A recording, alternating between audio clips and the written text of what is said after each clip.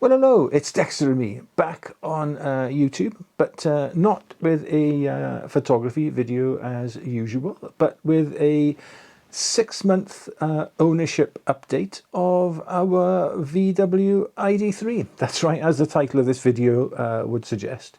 We've had the car for, well, nigh on exactly 6 months. We bought it at the end of May, and yeah, we've had it for half a year. Done 4,400 miles in it of mixed motoring, some motorway, some urban, some, like, sort of country roads, that type of thing. We've not taken it on a long trip because, well, because COVID for one, and because that's not really the type of motoring that we did anyway. Most of our motoring is, around town, visiting family, which entails a short motorway hop, and the odd, sort of trip up to the Brecon Beacons or down to the Gower for photographs.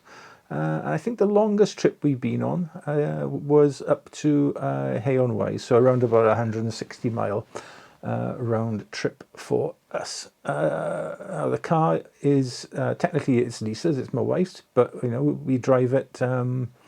She probably drives it 60% of the time, me 40%.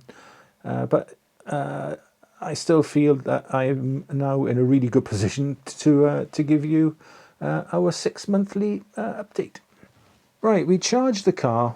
We've got a home charger, a 7 kilowatt hour one, and we charge it probably once a week. And in that time, then we probably averaged around about 150, 160 miles a week. Now, at the moment, the trip computer in the car is showing from start 4.2 miles per kilowatt hour, which I understand is ballpark. It's not brilliant, but it's not by any means poor either. So I would say that the most we've seen on a full charge, is 325 miles, which was ridiculous. But on average, a full charge will give us a range of around about 250, 260 miles, sort of real world, I guess. I'm going to mention the good points first before I go on to the bits that everybody's probably more interested in, which are the bad ones. And I'm going to list out, and look at my list, so I don't want to miss anything out. The good points: car's efficient, you can't argue with that. It is really comfortable. It's a comfortable place to sit.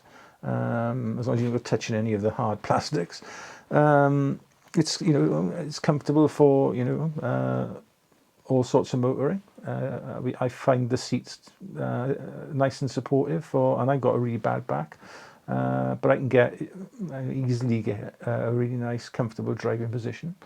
It's quick enough. It's not by any means a supercar, but in terms of getting up to traffic speed, then shall we say, from a standstill, it's fast. It's fast enough. It is nice to drive. It soaks up bumps really, really well. It's quite responsive steering wise. It's not a sports car, but it's still a nice car to drive. Build quality is decent. I've had absolutely no rattles or squeaks, touch wood, as yet, which is much better than my last Audi TTS, trust me. I developed a good fair few rattles and squeaks that had to be dealt with by 6 months in. And well, in the front seats at least, the sound system is excellent. It's really good, as long as you're not sitting in the back, because stingy Volkswagen don't put any speakers in the back of the car. Right, those are the good points. Now for the not so good, shall we say. And again, I'm going to refer, by a look off camera, to a list I've got here. The car still suffers several electrical glitches. I get phantom front collision warnings, unnecessary lane assist intrusion and warnings, and random parking sensor warnings. Now, these all seem to happen in exactly the same place on the same roads. So whenever I drive down a certain stretch of road, I'm driving right in the middle of the carriageway, no problem, and I'll get a message saying, stay in lane, take over steering. And the car will try and pull me, you know, to one side or the other, but I'm already in the middle of the lane. So that's a little bit of a worry.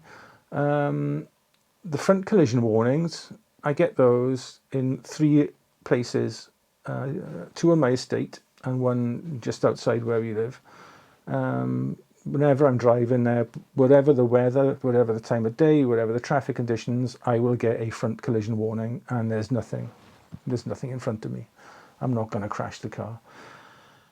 Random parking sensor warnings as well. There's one place we go to down near the Liberty Stadium in Swansea, or the Swansea.com Stadium as it's now called. And if we have to stop at a particular set of traffic lights, I will get a front parking sensor warning. There's nothing in front of me, and it will get louder and louder, and it doesn't matter how many times you cancel it, it will remain. It's there. I also, a couple of months ago, I was putting the car back in the garage and reversing it in when the rear parking sensor came on, which they should do as I'm reversing the car into a tight space, but they didn't turn off. So I put the car back into neutral. Parking sensor stayed on. Turned the car off with the switch thing, you know. Parking sensor stayed on. Got out of the car, shut the door, locked the door. Parking sensor still on. Opened it, went back in. Whatever I did, I couldn't turn it off. So I drove the car for a couple of miles with a constant parking sensor beep going on.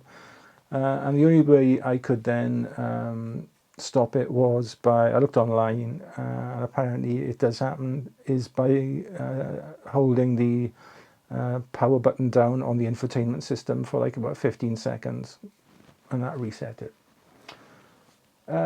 Touch wood, we've had no repeat of the catastrophic complete and utter failure that we suffered back in, I think it was about July. Watch my last video in the car to find out about that. But that hasn't happened again.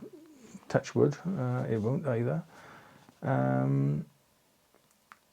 The mirrors, if I fold the mirrors in to put the car in the garage, and then before I turn the car off, forget to unfold them again, sometimes they just won't unfold. I'll be driving down the road thinking, oh, I haven't unfolded the mirrors, so I'll press the switch or turn the switch to unfold them. Nothing. You have to do it sometimes 10 or 12 times of just toggling the switch back and forth, and eventually they will fold out. Now, the car is still on the original software, so I haven't performed any software updates. I've had no contact from my dealer to go in to get a software update done. I understand there is one you get done in the garage, which then unlocks over-the-air software updates. So maybe I need to look into getting that done ASAP, I guess. And maybe that then will, you know, solve some of these glitches. The next one is that the range reading you get. When I first had the car, it was great. It seemed to be pretty linear. You drive 1 mile, you'd lose a mile range. And if you were in stop-start heavy traffic, you'd actually gain some range. But lately, it just seems really erratic. It's like the other day, I got in the car the other morning, and the range was 178 miles. By the time I pulled the car out of the garage and got to the top of the driveway, it was down to 140.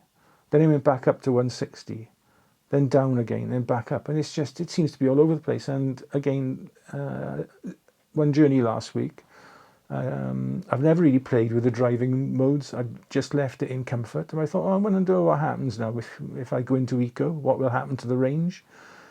So I had a range of about 180, 190 on the car. I just pressed the mode button, didn't change anything. I lost 40 miles range.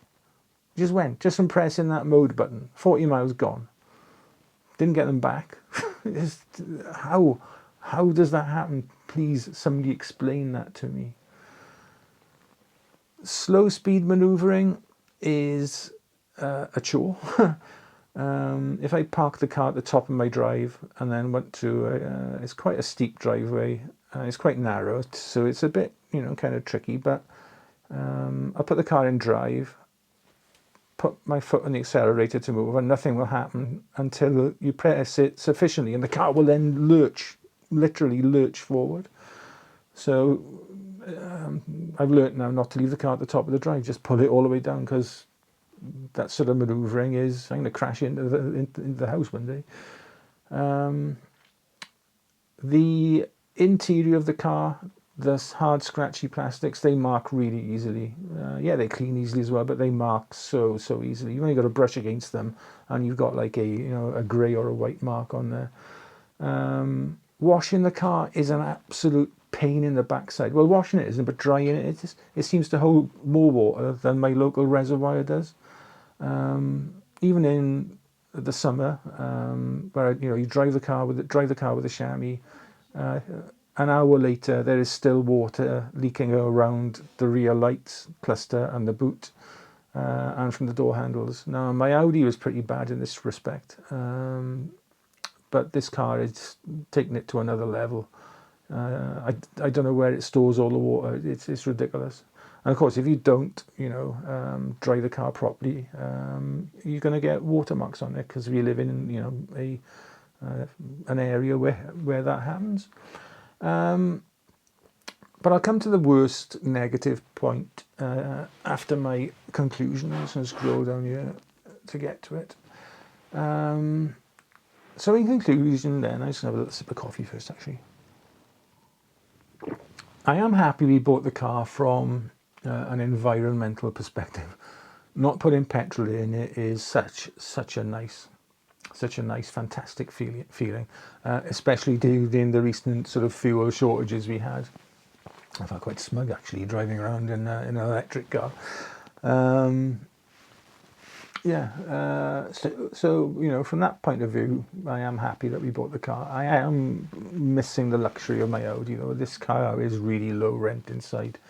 Scratchy plastics, stingy levels of sort of standard equipment.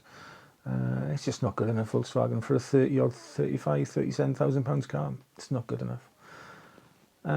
But probably, and this is the worst thing for me, I've got zero emotional connection with the car at all. I just haven't got any attachment to it.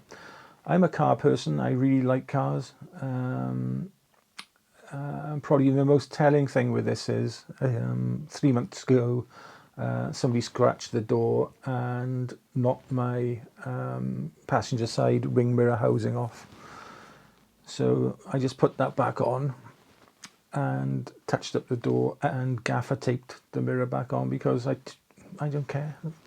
It's a white good. I know it's a black car, but to me it's a white good. It serves a purpose. There is absolutely zero emotion or, for me, love for the car at all. I've not once locked it, walked away and turned back round to look at it. Perhaps that's a damning indictment, I don't know. But having said all that, would I recommend one? Well, if you're buying it for the right reasons, and you're not perhaps a petrolhead or a car person. I hate the term petrolhead, but if you're not a car person, by all means, if you're buying it for ecological reasons, it's fine. It's clean, it's efficient, it's comfortable, it's fast, it's cheap to own. It's a good car. But there's no love in it, at least for me. And I find myself looking at pages of Auto Trader, going online and thinking, should I buy myself an old Volkswagen or an old Mazda MX-5? Yeah, anyway, there we are. That's my 6-month update. Stick around if you have subscribed for these, for the VW electric car content. I appreciate there's not much of it, and if you're not into photography, there's not much else on my channel to watch. But otherwise, I'll probably try and get the software update done, and I'll report back after that if that has cured any of the electrical glitches we're getting with the infotainment system. Otherwise, I'll do another update. If something happens to the car, I'll tell you. If something sort of negative happens, I'll let you know. Otherwise, I'll give an update when we've had it for a year. There we are. How's that? Okay, thanks very much for watching. Stay safe, stay well, look after yourselves and your loved ones. And Dexter and I, if you do watch us for our photography videos, we'll see you, well, we'll see you tomorrow because we've got a photography video coming out on Saturday. So yeah, we'll see you then. Bye-bye.